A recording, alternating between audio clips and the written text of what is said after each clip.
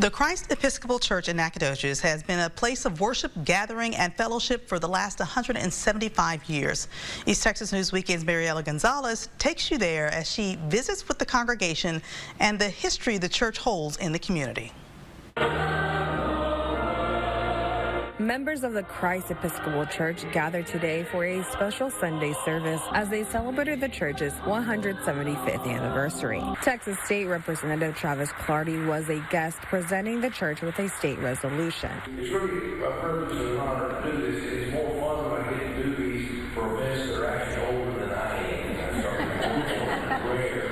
am. Terry DeRise is a senior warden and says he is grateful to be serving. I never ever thought that I'd be sitting here in a role like this, participating in something as historic as this. So it's an honor. It's quite humbling. The church is recognized as the oldest Protestant church in the city limits and one of the 5 first Episcopal churches in Texas. So while Texas was still a nation, we were founding these churches. And we're one of the first 5. The church was built in 1851 on Church Street, and in 1939 it relocated to North Mound Street, where it is today. A reception followed after the service, where members ate sweet treats and socialized.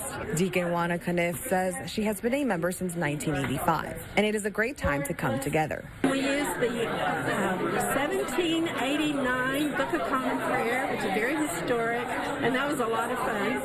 So I'm just very grateful we've got to this point. Mariela Gonzalez, East Texas News Weekend. Also today, members celebrated the 75th anniversary of the Christ Episcopal